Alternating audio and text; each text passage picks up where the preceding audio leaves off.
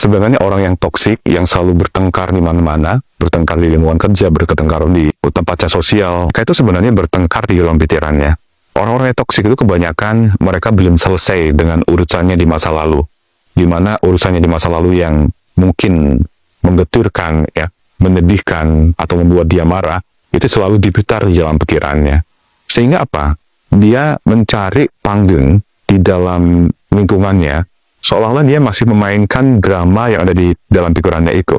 Makanya orang toksik itu kebanyakan adalah orang-orang yang di masa lalunya nggak bahagia. Entah itu karena mungkin pola asuhnya nggak baik, atau mungkin mendapatkan suatu peristiwa yang membuatnya trauma, atau pernah dijahati oleh orang lain. So, kita perlu paham bahwa orang toksik itu menderita.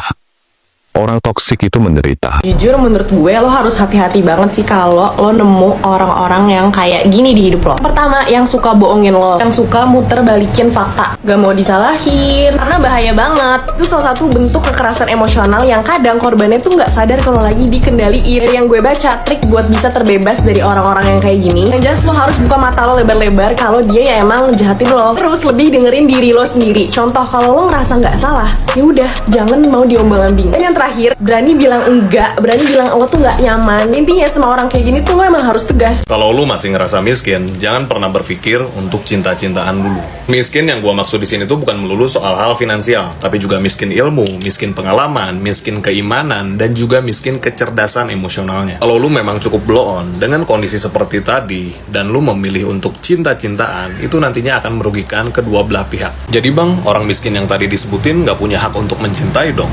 Ya nggak gitu juga dong.